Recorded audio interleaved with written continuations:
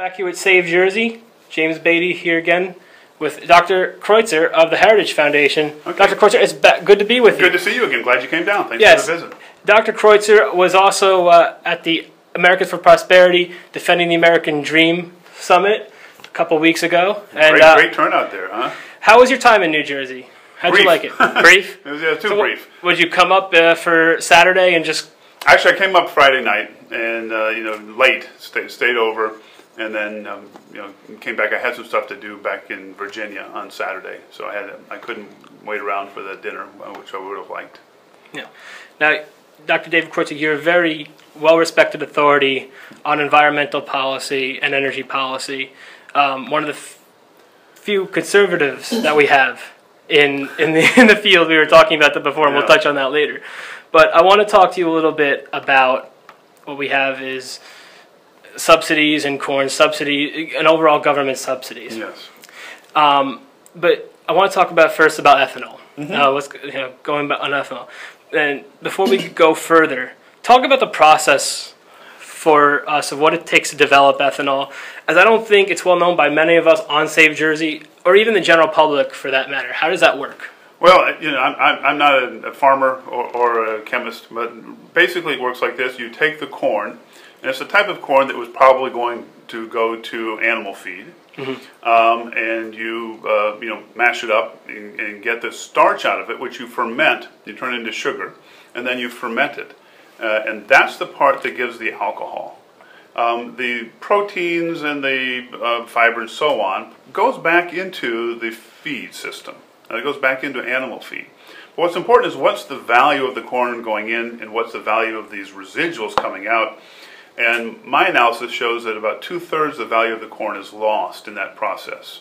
So 2/3 the value of the corn that goes into the ethanol refinery stays with ethanol. 1/3 kicks back. And so we have 40% of our corn crop in the U.S. going to ethanol right now. I mean, it's a huge amount. So even 2/3 of that 40, that's a lot of corn value that we're burning. And this is essentially driving the price up today. It's driving the price up of corn worldwide, and my estimate is that it's about 2/3. It drives the price of corn up 2/3. Now, we don't know how much of that is due to the mandate. There's going to be some ethanol even without the mandate, especially since we now have all this infrastructure in for refining the corn into ethanol. A mandate to have ethanol in the gas. Yes, that's right. There's the mandate that requires blenders to use a certain number of billions of gallons per year of ethanol, and they're between a rock and a hard place. If they blend that into the gasoline they have now, if they actually use that amount, it would be above the 10% blend wall that the EPA allows. No.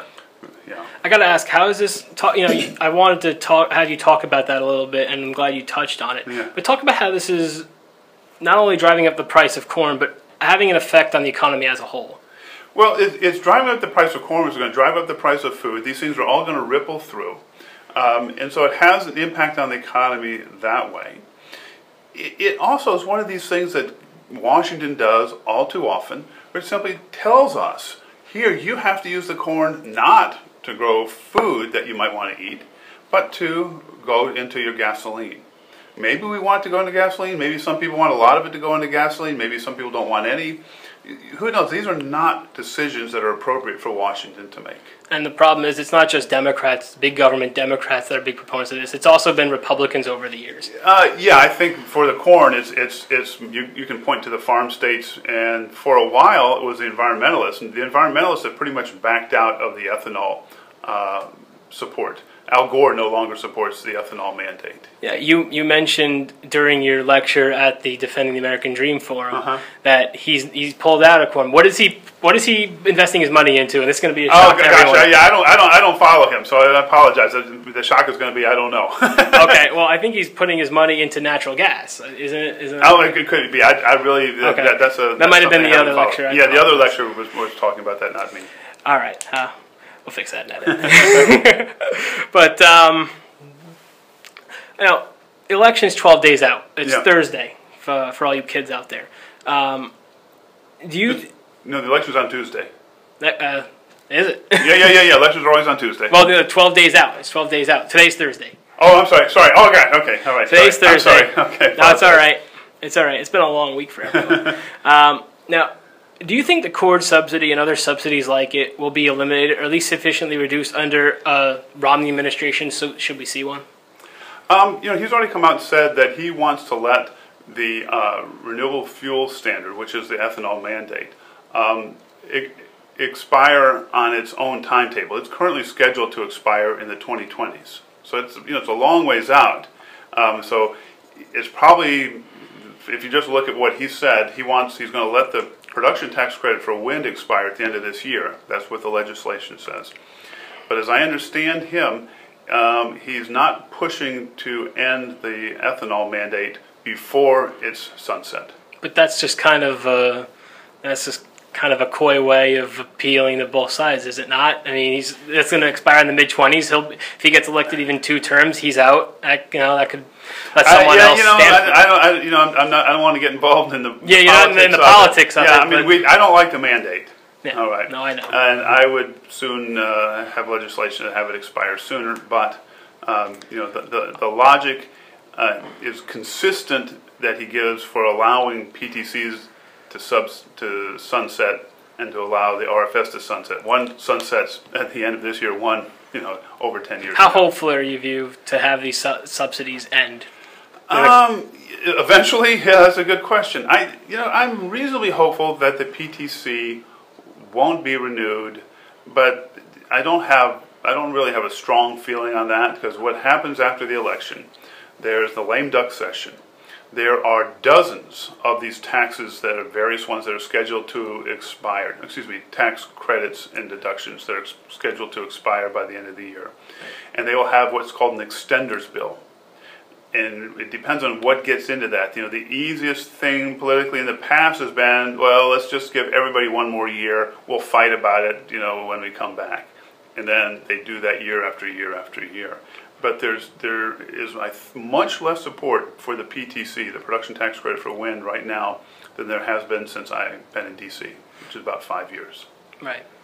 Now I want to move on to some general government subsidies, some of the things the Obama administration has been doing the last 4 years. And this year they've touted some of their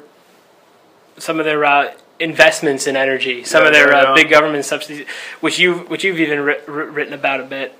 The Obama administration invested billions upon billions of dollars.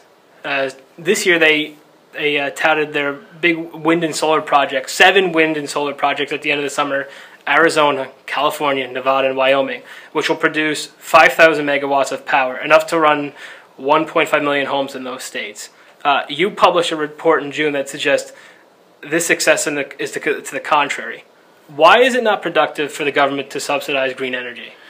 If the government has to subsidize anything to make it work, that means that the value of the output is less than the value of the inputs. If it were greater, that is, if you could sell your gizmos for more than you pay for the labor and the raw materials and the capital, if you could make a profit on your gizmos, that says the value of the gizmo is worth more than all the things you use to make it.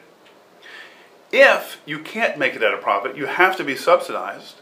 That says the value of all the things, the labor, the raw materials, and the capital that go into making your gizmos are worth more than the gizmo. In this case, gizmo is wind power and solar power. And I'm agnostic as to whether we want more of it or less of it if we had a free market. I'm happy with, I don't care where my electricity comes from. I want the most reliable and the most affordable electricity, not so much what source it comes from. But the indications are that we don't see wind and solar anywhere in the world on any significant scale being produced without government subsidies. And we do see coal power, we do see petroleum for transportation fuels, we do see natural gas power without subsidies. Have there been places in the world where wind and solar have been tried without subsidies? In the past few years, in the past few years, past few centuries, we had windmills and I don't think they were subsidized. There are places where solar panels make sense. It's not on utility scale levels, but isolated places where you have relatively low draw, then the solar panels make sense. You don't have to run wires for 100 miles to get the electricity there. The single largest user of solar electricity in Wyoming is the natural gas and oil industry. They use it because they have these isolated drill rigs, and they get their electricity from an array of solar panels they take with them. So you have that irony. But as far as I know, I don't think there are any large-scale sort of that you would put into the grid, utility-scale wind or solar power projects that have made a profit without subsidies. So there you have your answer. Yeah. But, you know, the president stated at the Democratic National Convention, and on the stump throughout since then, that he's going to create 600,000 in natural gas this year. But he posted a pipeline from Canada into the U.S. He creates 600,000... He's going to create 600,000 new jobs. Oh, I got you. Okay. But he posed the pipeline from Canada to the U.S. all the way down south. And there's been no new drilling on federal land. Now, where are these jobs going to come from if he's reelected, do you think? Well, what we've seen in the past 4 years, they haven't been coming back very well at all. I mean, normally when you're coming out of such a sharp recession like we had, you would have above average growth rates, and we've had below average growth rates. You don't really get lots of useful jobs, that is, ones that pay well, from a lot of these solar and wind projects. You do get the construction jobs, but you don't have many jobs that you need for maintaining them. There's not going to be any job that lasts. Yeah, but you know, if they didn't need subsidies, this would be a good thing. If we can get electricity with one person that some other source requires 40 people, I would rather get the electricity that only takes one person, but the other 39 people doing something else. We have the electricity and whatever else they can produce. So we really should be looking at the value and the GDP or income. And so we get back to the question, if you have to have subsidies, you're shrinking the pie. And we want energy sources that will expand the pie. You know, just to sort of wrap this up, like I said, 12 days away, maybe even less by the time we get this up. You know, what would be different from, say, you know, and I'm not by no means are you up here as a surrogate for one administration or the other. But what would be different from one administration, a new Romney administration, from the current Obama administration, you know, come the next 4 years? You know, if you want to know what the difference in the two administrations would be regarding energy policy, you simply have to look at what they say. All right? Obama's not hiding. He wants to tax oil companies. That's the thrust of his energy policy. Yeah. Romney wants to open up access to our own American resources so that we can get more energy. So access to American resources for energy is Romney's policy. Taxing the oil companies is Obama's policy. If you hate oil companies, maybe you like that better and you don't care that it's not going to give you more energy. On the other hand, if you are willing to allow rich people to be rich and you simply are more interested in getting more affordable, gasoline, then it looks like the Romney policy. And there's the contrast right there. It's a huge contrast, and pretty much everybody will agree on that. Dr. David Kreutzer, thanks for taking the time to sit down with us here in Washington after meeting you in New Jersey. Glad to spend a few minutes with us with Save Jersey. Well, thanks for making the trip. I'm glad to do it.